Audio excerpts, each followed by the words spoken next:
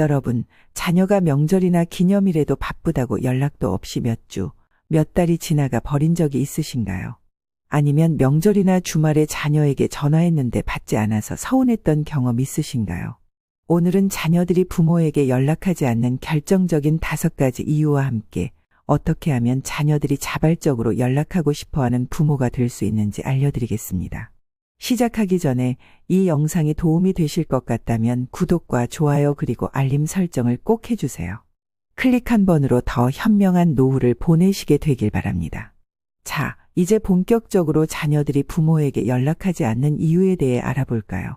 자녀들이 연락하지 않는 이유는 실은 시간을 거슬러 아주 오래전 어린 시절부터 자녀를 양육해오던 우리 부모들과 자녀들과의 관계에서부터 비롯됩니다. 자녀들이 먼저 연락이 오게 만들려면 우리가 자녀를 대했던 방식을 한번 되돌아봐야 할 필요가 있는데요.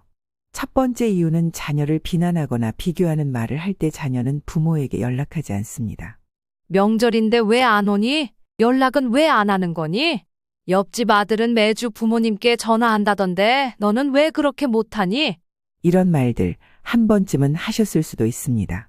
하지만 이런 비난과 비교의 말은 자녀에게 어떻게 들릴까요? 부모님의 입장에서는 그저 보고 싶은 마음에 또는 서운한 마음에 하는 말일 수 있지만 자녀 입장에서는 큰 부담으로 다가옵니다. 이런 말을 들을수록 자녀들은 연락하면 또 잔소리 들을 거야? 라고 생각하게 되고 점점 더 연락을 피하게 됩니다. 사람은 누구나 부담과 압박을 주는 관계보다는 편안하고 자유로운 관계를 선호합니다. 자녀에게 연락을 강요하거나 다른 형제자매나 친구의 자녀와 비교하는 말을 할수록 그들은 더 멀어지고 싶은 마음이 커지는 거죠. 자녀가 오고 싶어지는 부모가 되려면 어떻게 해야 할까요? 강요보다는 자연스러운 관계를 유지하는 것이 중요합니다. 보고 싶다 라는 마음은 따뜻하게 표현하되 왜 연락 안 하니? 라는 비난은 삼가야 합니다. 서운함을 직접적으로 표현하기보다는 자녀의 상황을 이해하고 존중해주는 태도가 필요합니다. 두 번째 이유는 어린 시절부터 쌓인 부정적인 말과 경험이 있을 때 자녀는 부모에게 연락하지 않습니다. 옛부터 말이시가 된다는 속담이 있죠? 사회학자 윌리엄 토머스는 사람들이 어떤 상황을 마음속에서 실제라고 결정해버리면 결국 그 상황이 실제가 된다고 주장했습니다. 이것을 후에 로버트 머튼에 의해서 자기충족적 예언이라고 이름을 붙였습니다. 어린 시절부터 넌 맨날 실수투성이야. 내가 뭘 할 수 있겠어? 라는 부정적인 말을 들으며 자란 자녀는 어떤 마음이 들까요? 자존감이 낮아지고 부모와의 관계에서 긍정적인 감정보다는 부정적인 감정이 더 많이 쌓이게 됩니다. 이렇게 부정적인 말로 상처받은 기억이 많은 자녀일수록 성인이 된 후에도 부모와의 관계를 피하게 되는 경향이 있습니다. 왜냐하면 그 관계가 자신에게 긍정적인 에너지보다는 부정적인 감정을 더 많이 주기 때문이죠. 자녀가 부모에게 존중받고 싶은 마음으로 다가오게 하려면 어릴 적부터 긍정적인 말과 격려가 필요합니다. 넌 할 수 있어. 내가 자랑스러워. 내 선택을 믿어. 라는 말들이 자녀의 자존감을 높이고 부모와의 관계를 긍정적으로 만들어줍니다. 지금이라도 늦지 않았습니다. 지금부터라도 시작하시면서 신뢰를 쌓으시면 됩니다. 세 번째 이유는 부모가 만날 때마다 아프다는 이야기나 부정적인 말만 하는 경우입니다. 지난 추석 민지 씨의 이야기를 들려드릴게요. 민지 씨는 6개월 만에 부모님을 뵈러 아이들을 데리고 8시간을 걸려서 고향에 내려갔습니다. 설레는 마음으로 도착했는데 현관문을 열자마자 어머니의 첫 마디가 이랬습니다. 아이고, 요즘 허리가 너무 아파서 죽겠다. 병원에 가도 낫질 않네. 내 아버지는 더 심해. 혈압약 먹는데도 계속 높대. 우리는 이제 죽을 날만 기다리는 것 같아. 민지 씨는 부모님을 보러 간 것인데 마치 환자를 만나러 간 기분이 들었습니다. 식사 내내 어머니는 아픈 이야기, 돈 없는 이야기, 이웃의 불행한 소식들만 전했습니다. 명절 내내 무거운 분위기에 민지 씨는 다음에는 오고 싶지 않다는 생각을 했습니다. 한두 번은 부모님의 건강 걱정이 이해되지만 만날 때마다 아프다. 돈이 없다. 죽겠다. 라는 말만 듣게 되면 어떨까요? 자녀들은 부담을 느끼고 심지어 죄책감까지 들게 됩니다. 그리고 점점 방문과 연락을 피하게 됩니다. 기억하세요. 자녀들은 부모를 만나러 오는 시간이 행복하고 긍정적인 경험이 되길 원합니다. 환자를 만나러 오는 것도 매번 부담을 느끼게 하는 시간이 되길 원하지 않습니다. 대신 무슨 일이 있으셨는지, 재미있는 일은 없으셨는지, 근처에 새로 생긴 맛집은 가보셨는지, 이런 밝은 이야기들로 대화를 이끌어 보세요. 자녀들이 훨씬 더 자주 찾아오고 싶어질 겁니다. 네 번째 이유는 자녀를 통제하고 점유하려는 태도입니다. 지난 주말 40대 회사원 준호 씨는 부모님께 전화를 받았습니다. 준호야, 이번 주말에 시간 좀 내. 아버지가 병원에 가셔야 하는데 내가 운전해서 모시고 가야겠어. 그리고 집에 전구가 나갔는데 내가 와서 좀 갈아줘. 참, 이번 달 생활비도 좀 보태줘야겠다. 준호 씨는 한숨을 내쉬었습니다. 부모님은 이렇게 매번 당연하게 요구하시곤 했습니다. 감사 인사는 없고 마치 자녀인 자신이 이 모든 것을 해야 하는 게 의무인 것처럼요. 게다가 부모님은 주말 계획도 묻지 않고 일방적으로 시간을 내라고 하셨습니다. 엄마, 이번 주말에는 제가 중요한 약속이 있어요. 다음 주에 시간을 내볼게요. 그러자 부모님의 반응은 뭐? 늙은 부모보다 내 약속이 더 중요하냐? 자식 노릇도 못하는 게. 이런 대화 후에 준호 씨는 점점 부모님께 전화하는 것을 꺼리게 되었습니다. 전화할 때마다 뭔가 요구받고 거절하면 비난받는 패턴이 반복되었기 때문입니다. 많은 부모님들이 자신이 부모이기 때문에 자녀가 해주는 것을 당연하게 여깁니다. 하지만 효도는 자녀들의 선택이지 의무나 책임이 되면 자녀들은 마치 족쇄를 찬 것처럼 답답해합니다. 50대 어머니 김미영 씨의 사례를 보세요. 그녀는 딸에게 이렇게 말했습니다. 엄마가 너 키우느라 얼마나 고생했는데 이제는 내가 나를 돌볼 차례야. 이런 말은 자녀에게 큰 부담을 줍니다. 부모를 돌보는 것이 빚 갚기처럼 느껴지게 만들기 때문입니다. 반면 박정희 씨는 다른 방식으로 자녀와 소통합니다. 민수야, 지난번에 병원에 데려다줘서 정말 고마웠어. 내가 바쁜데도 시간 내줘서 엄마가 많이 도움이 됐어. 이렇게 자녀가 해준 일에 진심으로 감사를 표현하면 자녀는 다음에도 기꺼이 도움을 주고 싶어집니다. 박정희 씨의 아들 민수는 일주일에 한 번씩 어머니에게 전화하고 한 달에 2번은 꼭 찾아갑니다. 강요가 아닌 감사와 존중이 있는 관계이기 때문입니다. 5번째 이유는 자녀의 선택과 결정을 존중하지 않는 태도입니다. 지난달 서울에 사는 30대 수진 씨는 부모님께 자신이 이직을 고민 중이라고 전화로 상담했습니다.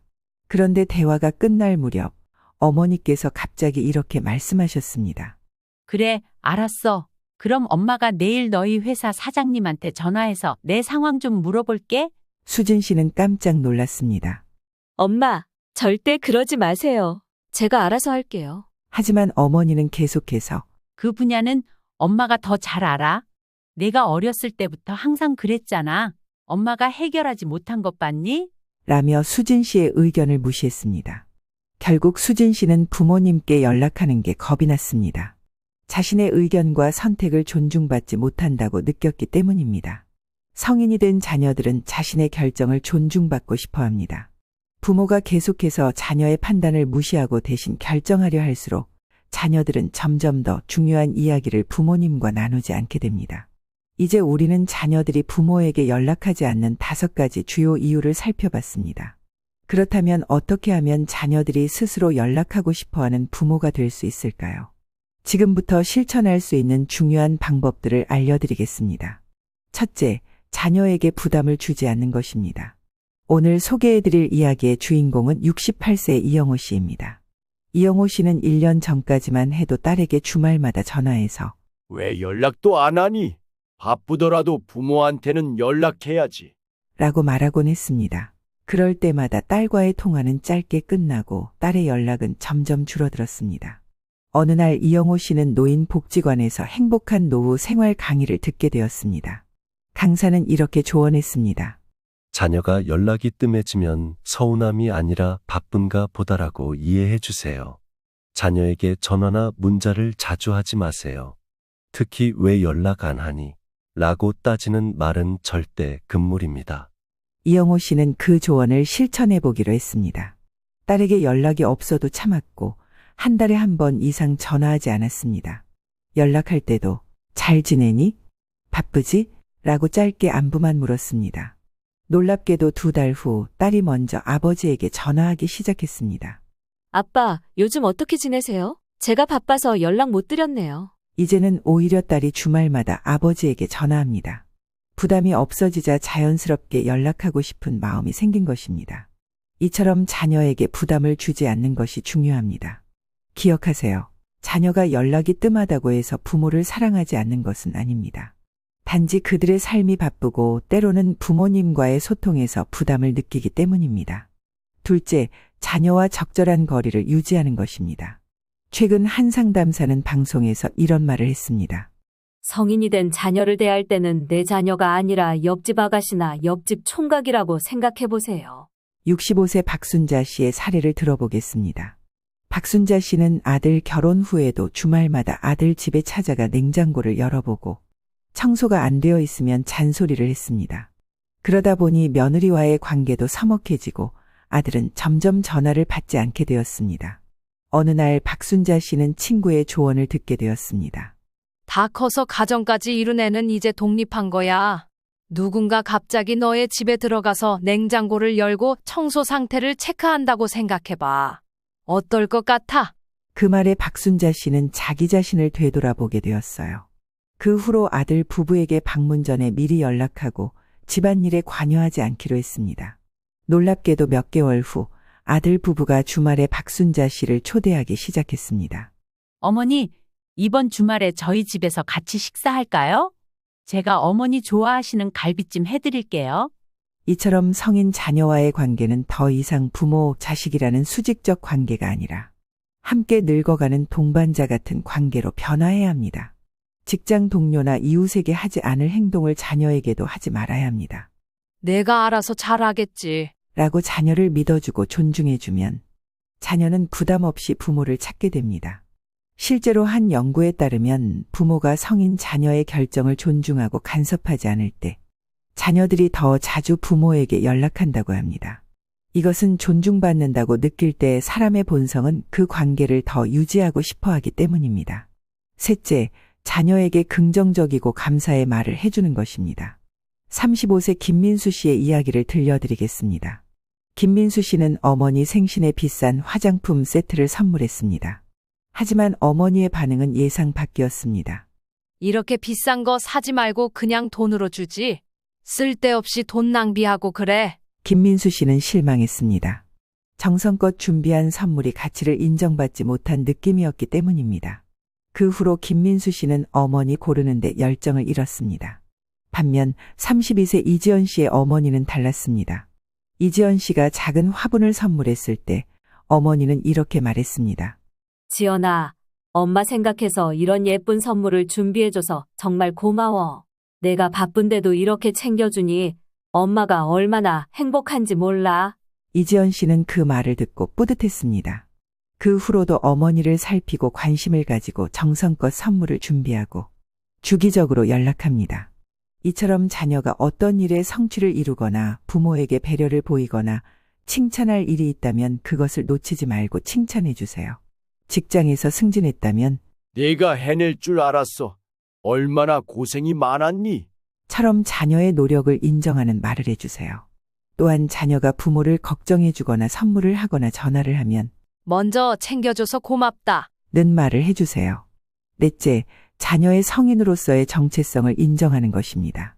상담실에서 만난 45세 남성의 이야기를 들려드리겠습니다. 그는 60대 후반의 부모님과 왜 연락을 끊었는지 상담을 요청했습니다. 선생님, 제가 결혼한 지 15년이 넘었고 회사에서 임원 자리에 올랐습니다. 하지만 부모님은 여전히 저를 우리 애기라고 부르시고 모든 결정에 개입하십니다. 지난주에는 제가 해외 출장을 간다고 했더니 어머니가 공항까지 오셔서 감기 조심해라, 옷 따뜻하게 입으라라며 모든 동료들 앞에서 제 가방을 뒤지며 옷을 더 넣어주셨습니다. 너무 창피했고 이제는 부모님께 아무것도 알리고 싶지 않습니다. 많은 부모님들이 자녀가 몇 살이 되든 여전히 내 애기로만 여깁니다. 하지만 자녀는 성인으로서 인정받고 싶어 합니다. 우리 곁에 성공 사례를 보겠습니다. 63세 정영수 씨는 의사인 아들에 대해 이렇게 말합니다. 내 아들이지만 이제 한 병원의 과장이야. 내가 전문 분야에 대해 뭘 알겠어? 오히려 건강 문제가 있으면 내가 아들에게 조언을 구하지. 정영수 씨는 아들을 자신의 전문 분야에서 인정하고 성인으로서 존중합니다. 그 결과 아들은 매주 아버지에게 전화하며 휴가 때마다 부모님을 모시고 여행을 갑니다. 자녀가 성인으로서의 정체성을 인정받을 때 그들은 부모와의 관계에서도 편안함을 느끼고 더 가까워집니다. 다섯째, 자녀에게 긍정적인 경험을 제공하는 것입니다. 지난 여름, 이상해 씨는 딸과의 관계를 개선하기 위해 색다른 시도를 했습니다. 딸아, 엄마가 요즘 스마트폰 사용하는 게 어려워. 내가 이번 주말에 시간 되면 와서 좀 알려줄래? 딸은 흔쾌히 수락했고 주말에 방문했습니다. 이상해 씨는 딸이 오기 전에 딸이 좋아하는 과일과 간식을 준비해 두었습니다. 그리고 스마트폰 사용법을 알려주는 딸에게 이렇게 말했습니다. 우리 딸이 이렇게 잘 가르쳐주니 엄마가 금방 배우겠다. 정말 고마워. 딸은 어머니의 칭찬에 기분이 좋았고 다음 주에도 다시 방문해서 더 많은 기능을 알려주겠다고 약속했습니다. 이처럼 자녀에게 그들의 지식이나 능력을 발휘할 수 있는 기회를 제공하고 그에 대해 진심으로 감사하면 자녀는 부모와의 만남이 긍정적인 경험이라고 느끼게 됩니다. 무엇보다 중요한 것은 자녀가 방문했을 때 불평이나 아픈 이야기, 걱정거리보다는 긍정적인 대화로 시간을 채우는 것입니다. 예를 들어 요새 뭐 재미있는 일 없었니? 내가 좋아하는 음식 준비했어. 지난번에 추천해준 드라마 봤는데 정말 재미있더라. 이와 같은 대화는 자녀에게 부모와의 시간이 즐겁다는 인상을 줍니다. 한 심리학 연구에 따르면 인간은 즐거움을 주는 관계를 더 많이 찾고 부정적인 감정을 주는 관계는 피하는 경향이 있다고 합니다. 자녀에게 부모와의 만남이 즐겁고 긍정적인 경험이 되도록 노력해 보세요. 우리가 지금까지 살펴본 내용을 실전에 적용한 사례를 하나 더 소개해 드리겠습니다. 작년까지 아들과 연락이 뜸했던 67세 김철수 씨는 오늘 소개해드린 방법들을 모두 실천해 보기로 결심했습니다. 먼저 아들에게 연락을 강요하지 않았습니다. 연락이 오지 않아도 바쁜가 보다. 라고 이해했습니다. 둘째, 아들의 생활에 간섭하지 않았습니다. 아들이 직장에서 스트레스를 받는다고 했을 때도 내가 알아서 잘 해결하겠지. 라며 믿음을 보였습니다. 셋째, 아들이 작은 선물을 가져왔을 때 진심으로 감사함을 표현했습니다.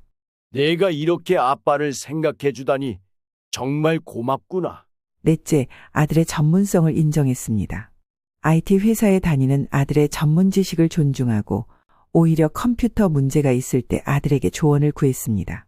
다섯째, 아들이 방문했을 때 즐거운 시간을 보냈습니다. 아픈 이야기 대신 최근에 본 재미있는 영화 이야기나 동네 소식을 나눴습니다.